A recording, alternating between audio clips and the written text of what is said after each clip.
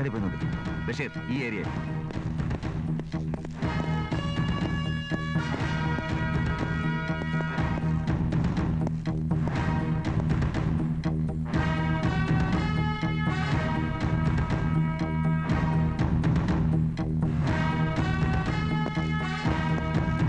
ഇവിടെ ആരുമില്ല.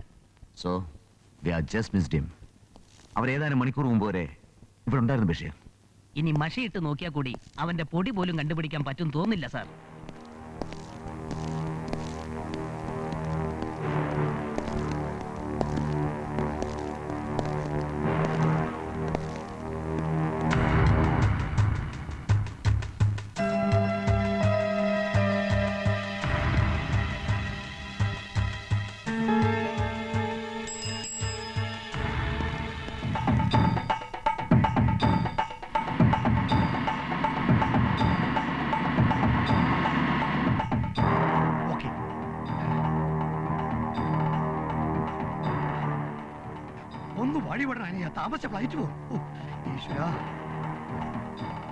ഇറങ്ങി വരണം സ്വാമി.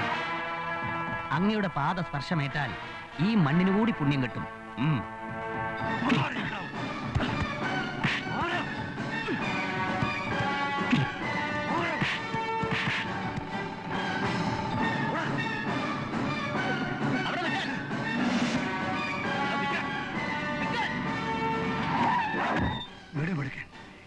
നീ എന്റെ ജീവൻ രക്ഷിച്ചു.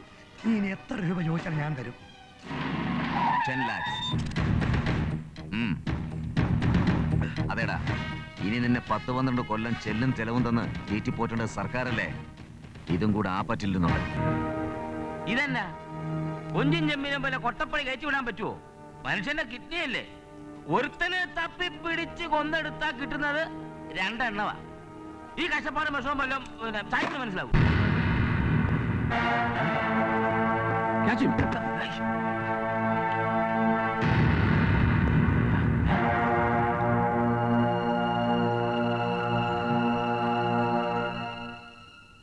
എന്നാലും ഒരു മുന്നറിയിപ്പും ഇല്ലാതെയുള്ള ഈ തിരിച്ചുപോക്കിന്റെ പിന്നിലെ രഹസ്യം എന്താണ്? ഈ രഹസ്യം പറഞ്ഞു കേൾക്കാനുള്ളതല്ല, വായിച്ചറിയാനുള്ളതാ. Something highly ഇൻഫ്ലമബിൾ. പിന്നെ അവർ തീരുമാനിച്ചു ഡൽഹിക്കുണ്ടോ? ഇല്ല സർ, വീട്ടിലാരും സമ്മതിക്കില്ല. പ്രത്യേകിച്ച് നമ്മുടെ റിലേഷൻ പോലും സംശയത്തോടെ നോക്കിക്കാണുന്ന ഈ അവസ്ഥയിൽ പ്രായപൂർത്തിയായ ആണിനും പെണ്ണിനും നല്ല സുഹൃത്തുക്കൾ മാത്രമാകാനും കഴിയുമെന്ന് പറഞ്ഞാൽ ആരും വിശ്വസിക്കില്ല സർ. 3 മാസം കൂടുമ്പോഴെങ്കിലും നിങ്ങൾക്കൊരു ക്ലാസ് എടുക്കാനെത്തും. എന്താ പോരെ? ഓക്കെ ദെൻ, ഇനി ഞാൻ ഇരിക്കുന്നില്ല. ഇപ്പൊ തന്നെ ഡാഡി ആകെ ചൂടില്ല.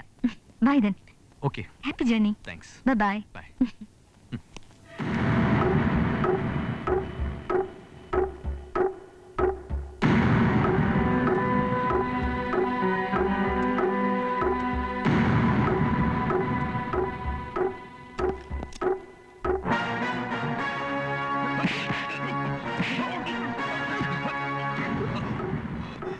മാധവജിയെ കുറിച്ച് നീ എന്താ വിചാരിച്ചേ? സർവ്വതും ചാമ്പലാക്കിയിട്ട് വേണം നിനക്ക് ഡോക്യുമെന്ററി എടുക്കാൻ. അല്ലടാ പുല്ലേ.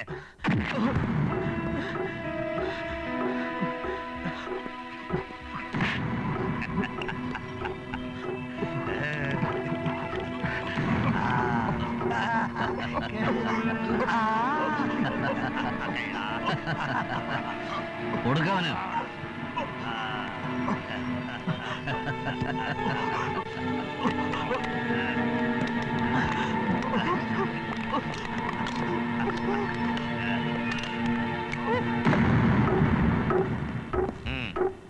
വണ്ടി എടോ, നാളെ സത്യപ്രതിജ്ഞ ചെയ്യാൻ ചുവപ്പ് പരവതാനി പിടിച്ച് തട്ടിലേക്ക് കയറും മുമ്പ് 2 കൈയും കൂട്ടിക്കെട്ടുന്ന ബ്രേസ്ലെറ്റും അണിഞ്ഞോണ്ടായിരിക്കും പോവുക. വിലങ്ങ്. എടോ, ഞാനൊന്ന് പറയട്ടെ. നമുക്കെതിരെ മൊഴി കൊടുക്കാൻ മരപ്പട്ടി ലോറൻസ് നാളെ കോടതിയിൽ എത്തരുത്. എടോ, ഞാൻ ആർക്കും ഒന്നും സംഭവിക്കില്ല. എന്ത് വില കൊടുത്തും മരപ്പെട്ടി നമ്മൾ ഇറക്കും. രവി രാമകൃഷ്ണന്റെ പത്തിക്കടിക്കാൻ പറ്റിയ നമ്പരാ. വക്കീലിന്റെ തലേ വിരിഞ്ഞ ബുദ്ധിയാ. വക്കീൽ തന്നെ പറ. കൂടുതലൊന്നും ആലോചിക്കണ്ട. പൊതുശത്രുവിനെതിരെ ഈ 12-ാം മണിക്കൂറിൽ നാം ഒറ്റക്കെട്ട്. ഇതൊരു തീക്കളിയാണ്. ഈ വെട്ടിൽ ഒന്നുകിൽ മരം മുറിയും, രവിരാമകൃഷ്ണൻ അകത്താകും, അല്ലെങ്കിൽ കോടാലി എന്റെ മണ്ടയ്ക്ക്. മനസ്സിലായി കാണില്ല. പൂർവ്വ കാമുകിയെ എന്നേക്കുമായി സ്വന്തമാക്കാൻ വേണ്ടി അവളുടെ ഭർത്താവിനെ അതായത് ഈ തോമസ് കോരെ രവി രാമകൃഷ്ണൻ മൃഗീയമായി ചുട്ടുകൊല്ലുന്നു. കൊലപാതക കുറ്റത്തിന്റെ ശിക്ഷയും വാങ്ങി ശിഷ്ടജന്മം അയാൾ ഇരുമ്പഴികൾ എണ്ണുന്നു. നമ്മൾ എണ്ണിക്കുന്നു. അവന്റെ നാശം കാണാൻ ഞാൻ എന്റെ ജീവൻ പോലും ബലിയടിക്കും മാധവ്ജി. താൻ എന്ത് ഭ്രാന്താണോ ഈ പറയുന്നേ? കെട്ടിയ പെണ്ണ് കണ്ടവരോടെ പോയെന്ന് വെച്ച് മനുഷ്യന്മാർക്ക് ഇങ്ങനെ ഭ്രാന്തളവോ? അതെ, ആദ്യം കേൾക്കുമ്പോൾ ഭ്രാന്തെന്നും ചിന്തിച്ചാൽ ബുദ്ധിയെന്നും നടപ്പിലാകുമ്പോൾ തന്ത്രമെന്നും വ്യക്തമാകുന്ന ഒരു അറ്റകൈ പ്രയോഗം. മാധവ്ജി പേടിക്കണ്ട, ഞാൻ അങ്ങനെ പെട്ടെന്നൊന്നും മരിക്കില്ല. നമ്മുടെ സുകുമാരക്കുറുപ്പ് വിജയകരമായി നടപ്പിലാക്കിയ ഒരു ആൾമാറാട്ട കളി, I mean A dupe game. അതിനു പറ്റിയ ആളെയും ഞാൻ കണ്ടുവച്ചിട്ടുണ്ട്, മരപ്പട്ടി ലോറൻസ്. അവനാവുമ്പോ കർത്താവിനെ ശിക്ഷിക്കയില്ല. കൊള്ളാം, വക്കീലിന്റെ ബുദ്ധിയുള്ള. ഇത് തന്നെ അവന് കൊടുക്കാൻ പറ്റിയ ഏറ്റവും വലിയ ശിക്ഷ. എത്ര പേരെ ജയിലയച്ചു അവൻ. അതും പോരാഞ്ഞ് നമുക്കുള്ള വിലങ്ങും പണത് മുഹൂർത്തം നോക്കിയിരിക്കുക. തെമ്പാണ്ടി ചിങ്കം. ആ വക്കീലെ, അകത്ത് പോയി കുറച്ച് വെള്ളം കുടിക്കേ. അല്ലെങ്കിൽ വേണ്ട, വോട്ട് തന്നെ ആയിക്കോളട്ടെ. ഇത്രയും വലിയ ബ്രഹ്മാണ്ഡ ബുദ്ധി പിരിഞ്ഞ തലയിലെ ചൂടൊന്ന് തണുക്കട്ടെ.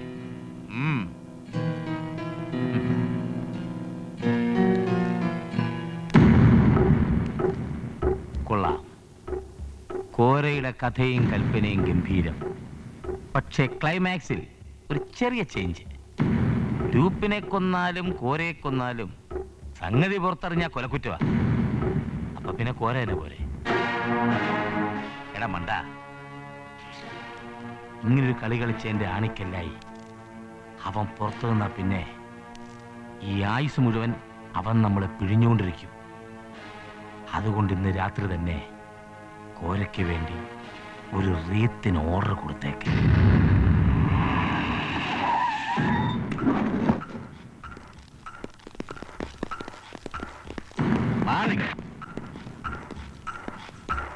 പേടിക്കണ്ട, സെല്ലിനകത്ത് കിടക്കുന്ന ആ മരപ്പെട്ടിയും കൊണ്ട് ഇറക്കി വിട്ട പ്രശ്നം തീർന്നേ. നിങ്ങൾ എന്താ ഈ പറയുന്നേ? ഞങ്ങളുടെ തൊപ്പി തെറിക്കും. ചുമ്മാ തമാശ പറയല്ലേ. സെല്ലിനകത്ത് കിടക്കുന്ന ഒരുത്തനുണ്ടല്ലോ, അവനെയും കൊണ്ട് ഞങ്ങൾ ഇവിടുന്ന് പോകും. അത്ര പെട്ടെന്ന് ഈ പണി തീരില്ലല്ലോ. അങ്ങനെ അവനെയും കൊണ്ട് താൻ പോവുകയാണെങ്കിൽ അതെന്റെ ശവത്തി ചവിട്ടിയായിരിക്കും. വേണ്ട, വിടണ്ട, ഞങ്ങൾ അങ്ങ് പോയേക്കാം. പക്ഷേ പോകുന്നതിന് മുമ്പ് ഒരു കൊച്ചു കാര്യം. എന്താ അത്?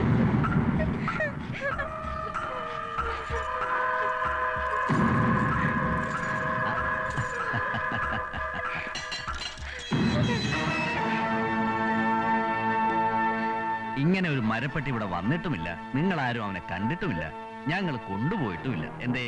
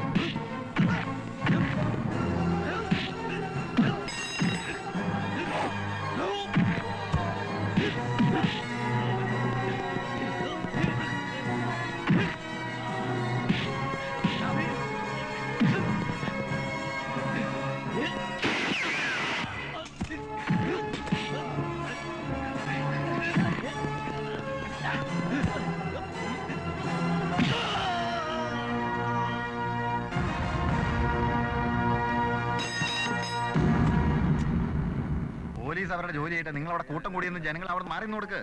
അവരവരുടെ ജോലി ചെയ്യട്ടെ. അവിടെ കൂട്ടം കൂടി മാറി നിൽക്കുമ്പോൾ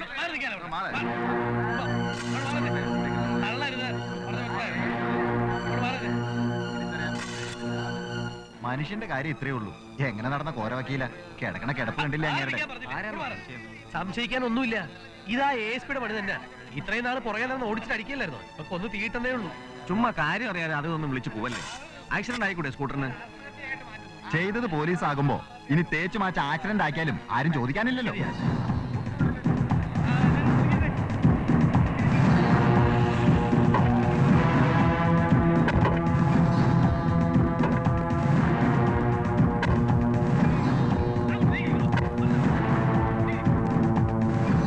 അതല്ലേ മാഷെ കൊണ്ട് കുറച്ച് മാറന്നെ.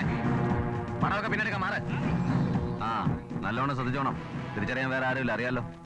അതെ കുട്ടി, ഇയാൾ വേണം ഐഡന്റിഫൈ ചെയ്യാൻ. Come on, remove it.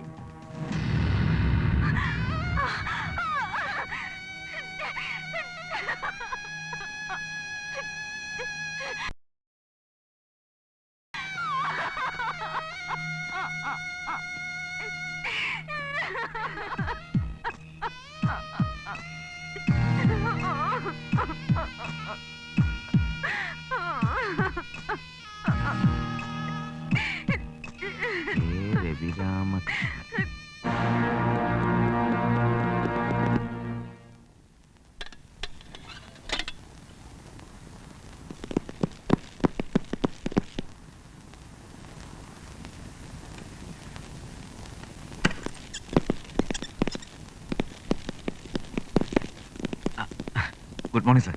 Good morning. അല്ല, ഇത് ഡിപ്പാർട്ട്മെന്റ് മുഴുവൻ ഇങ്ങ് പോന്നിട്ടുണ്ടല്ലോ. അത്രയ്ക്കൊന്നും ഇല്ലെന്നേ, ഒരു ചെറിയ ഇഞ്ചുറി. പിന്നീന്നുള്ള അടിയായിരുന്നു. ഓർമ്മ വരുമ്പോ ഇവിടെ ഹോസ്പിറ്റലാ. ഈ കയ്യിൽ എങ്ങനെയാ പൊള്ളൽ? അതാ എനിക്കും മനസ്സിലാകാത്തത്. No mister V, don't try to foolish us. Advocate Thomas കൊറെ ചുട്ടു എന്നൊന്ന് മാത്രമല്ല, ആവശ്യത്തിലധികം തെളിവുകൾ അവിടെ ഇട്ടിട്ട് പോരുക എന്ന ബുദ്ധിമോശം നിങ്ങൾ കാണിച്ചു. അതിന്റെ ബാക്കിയല്ലേ ഇത്? Sorry mister Ravi Ramakrishna, you are under arrest. Sir, Kora മരിച്ചെന്നു? ഞാൻ കൊന്നു? I don't believe it.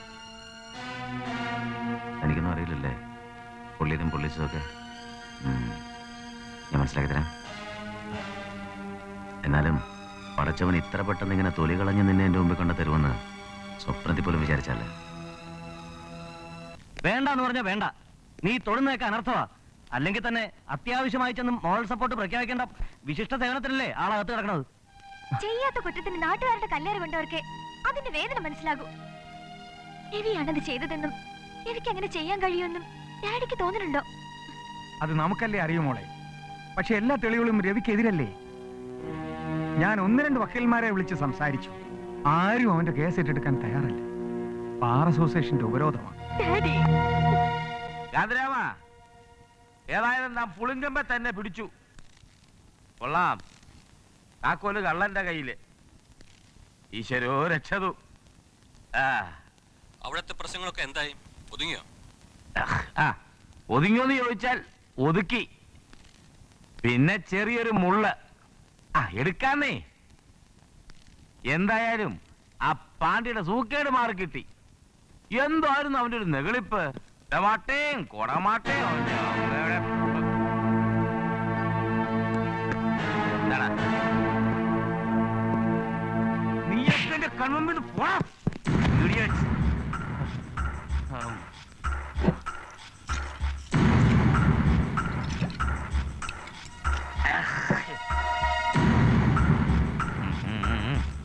ഇന്ന് രാത്രി തന്നെ അവന്റെ കഥ കഴിച്ചിരിക്കണം.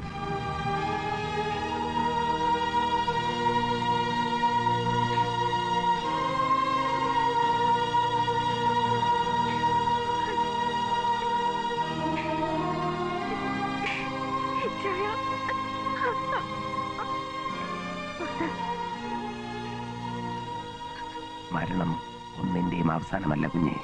പ്രാർത്ഥിക്കൂ. എല്ലാം മറക്കാനുള്ള ശക്തി കർത്താവ് തരും. എനിക്കൊന്ന് കുമ്പസാരിക്കണം ഫാദർ. വരൂ. അദ്ദേഹത്തിന്റെ ചില പ്രവൃത്തികൾ എന്നെ ശരിക്കും വേദനിപ്പിച്ചിരുന്നു. എന്നാലും എന്റെ വയറ്റിൽ വളർന്ന കുഞ്ഞിന്റെ അപ്പനെ എനിക്കൊരിക്കലും വെറുക്കാൻ കഴിയില്ല ഫാദർ. എന്നിട്ടും എല്ലാരും എന്നെ കുറ്റപ്പെടുത്തുന്നു. ഞാനാണ് എല്ലാറ്റിനും കാരണക്കാരിയെന്ന്.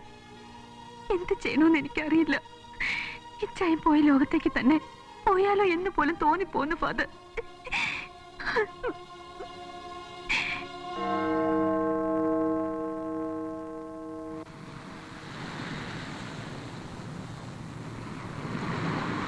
എല്ലാ തെറ്റും എന്റേതാണ്. നിന്നോടുള്ള സ്നേഹമാണ് എന്നെ കൊണ്ട് ഇതെല്ലാം ചെയ്യിച്ചത്.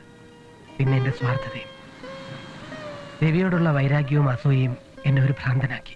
അതിലൂടെ ആനിയുടെ സ്നേഹം ആരോടാണ് എന്നറിയാൻ കഴിയുമെന്നും ഞാൻ കണക്കുകൂട്ടി. അങ്ങനെയാണ് രവിയുടെ പേരിൽ കൊലക്കുറ്റം ചാർത്തി അവനെ അകത്താക്കാനുള്ള നികൃഷ്ടമായ ഒരു പ്ലാനിന് ഞാൻ രൂപം നൽകിയത്. സ്വന്തം വ്യക്തിത്വത്തെ സ്വയം ശവക്കല്ലറിൽ കുഴിച്ചു മൂടിയ ബുദ്ധി എന്തിനു വേണ്ടിയായിരുന്നു?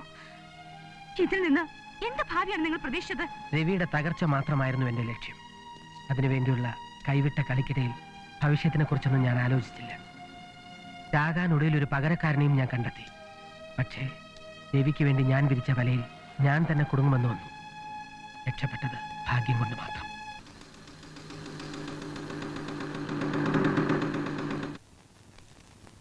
നമസ്കാരം മാധവ്ജി. ആ വക്കീലിന് ഇത്രയ്ക്കും കൃത്യനിഷ്ഠയോ? വർഗശത്രുവിന്റെ കുഴി കൊണ്ടാണുള്ള ആവേശം. ഞാൻ സമ്മതിച്ചിരിക്കുന്നു. ഞാൻ ഏറ്റ കാര്യങ്ങളെല്ലാം റെഡി. പക്ഷേ സംഗതി നടപ്പിലാക്കേണ്ടതിന്റെ ഉത്തരവാദിത്വം മാധവ്ജിക്ക. ഞാൻ കൈയൊഴിയാണെന്ന് വിചാരിക്കില്ലല്ലോ. നല്ല ഫിറ്റാണല്ലേ? ഏയ്, ഇത് പേടിച്ചിട്ടൊന്നുമല്ല, ഒരു പഴയ ശീല.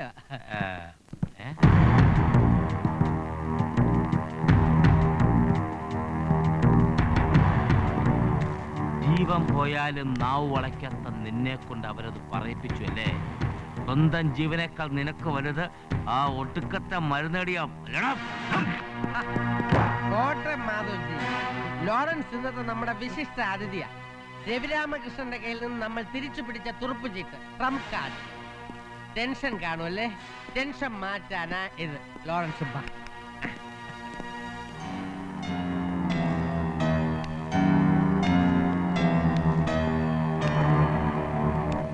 വെള്ളം ചേർത്ത് ഇതിന്റെ രുചി നഷ്ടപ്പെടുത്താൻ പാടില്ല ലോറൻസ്. ഇതങ്ങോട്ട് പിടിപ്പിച്ചേ. പിന്നെ ഇതെന്റെ പൊന്ന് ലോറൻസിന് എന്റെ വക ഒരു എളിയ സമ്മാനം. ഇത് രണ്ടാമത്തെ വിരലോട്ട് അങ്ങോട്ടിട്ടെ. സാർ ഇത് എന്നാ പറ്റി? സ്വന്തം ഭാര്യയുടെ പേരുള്ള മോതിരം വരെ ഊരിത്തരാൻ?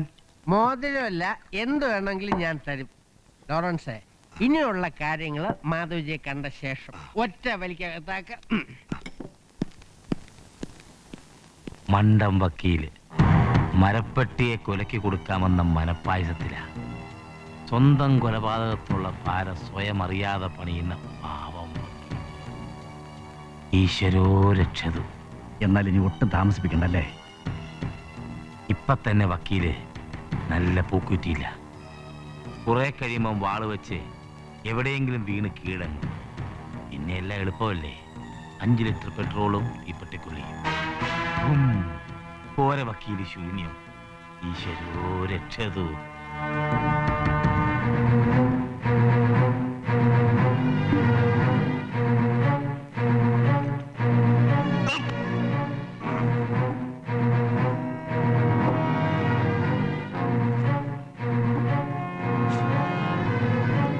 കുമ്പസാരക്കൂട്ടിൽ വെച്ച് നിന്നെ ശരിക്കും മനസ്സിലാക്കിയപ്പോഴാണ് ഭ്രാന്തമായ എന്റെ മനസ്സൊന്ന് അടങ്ങിയത്. ഞാൻ ചെയ്തു കൂട്ടിയ തെറ്റുകളുടെ ക്രൂരത എനിക്ക് ബോധ്യമായത്. ഇപ്പോഴെങ്കിലും ബോധ്യമായെങ്കിൽ അത് മതി. തിരുത്താൻ ഇനിയും വൈകിട്ടില്ല. തിരുത്തണം.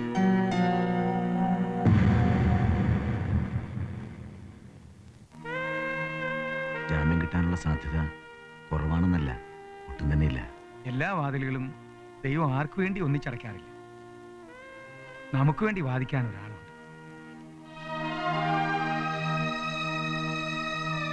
രവി എന്നോട് ക്ഷമിക്കണം.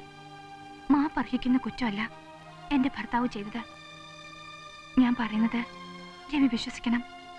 എന്റെ ഭർത്താവ് മരിച്ചിട്ടില്ല. ആനി എന്താ ഈ പറയുന്നേ? കോര മരിച്ചിട്ടില്ലെന്നോ? അതെ, എപ്പോ വേണമെങ്കിലും കൊല്ലപ്പെടാവുന്ന അവസ്ഥയില്ല. എത്രയും വേഗം അദ്ദേഹത്തെ നിയമത്തിന്റെ മുന്നിൽ എത്തിച്ച് രവിയുടെ നിരപരാധിത്വം തെളിയിക്കണം. എനിക്കിത് വിശ്വസിക്കാമോ? വിശ്വസിക്കാം. രവിക്ക് വേണ്ടി വാദിക്കാൻ നാളെ ഞാൻ കോടതിയിലുണ്ടാവും. നാളെ ഉച്ചയ്ക്ക് 1:30 ട്രെയിൻ. ടിക്കറ്റൊക്കെ ഞാൻ ഏർപ്പാടാക്കിയിട്ടുണ്ട്. വേറെ കള്ളപ്പേരില്ല. ഇല്ല നാരായണൻകുട്ടി, ഒരു ഒളിച്ചോട്ടത്തിന് ഞാനില്ല. നാളെ ഞാൻ പോകുന്നത് റെയിൽവേ സ്റ്റേഷനിലേക്കല്ല, കോടതിയിലേക്കാ. രവിയുടെ കേസിന്റെ വാദം തുടങ്ങുമ്പോഴേക്കും ഞാൻ കോടതിയിലെത്തിയിട്ടുണ്ടാവും. ഒരു മാപ്പ് സാക്ഷിയായി മാറി എനിക്കവനെ രക്ഷിക്കണം. ഇനി അതിന്റെ പേരിൽ ഒന്നാം പ്രതിയായി ജയിലിൽ പോകേണ്ടി വന്നാൽ പോലും എനിക്ക് പ്രശ്നമല്ല. ഇതുവരെ ചെയ്തു കൂട്ടിയ തെറ്റുകൾക്കൊക്കെ ഒരു പ്രായശ്ചിത്തം.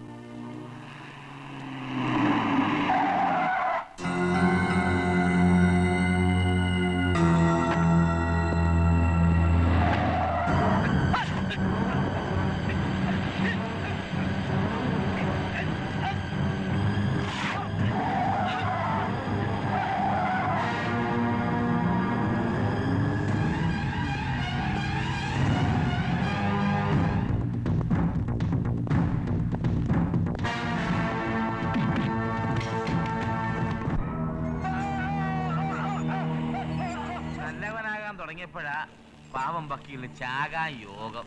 അയ്യോ, അവസാന ശ്വാസം വരെ വക്കീലിന്റെ വീറിന് ഭാഷയ്ക്ക് യാതൊരു കുറവുമില്ല. Fight to the finish. പിന്നെ സ്വന്തം മരണം അതെങ്ങനെ വേണോ തീരുമാനിക്കാനുള്ള സകല സ്വാതന്ത്ര്യം കുഞ്ഞിനുണ്ട്. Electric shock, gas chamber, poison injection, അതല്ലെങ്കിൽ സൈനൈഡ്. അതെ, അതെ, അതാകുമ്പോ സ്വന്തം തലച്ചോറ് പോലും തിരിച്ചറിയുന്നതിന് മുമ്പേ കാര്യം കഴിയും. സുഖമരണം എന്തും തിരഞ്ഞെടുക്കാം. Choice is yours. ഇത് കാണാൻ വേണ്ടി മാത്രമാണ് സത്യപ്രതിജ്ഞ കഴിഞ്ഞ ഉടനെ ഞാൻ ഇങ്ങോട്ട് ഓടി വന്നത്.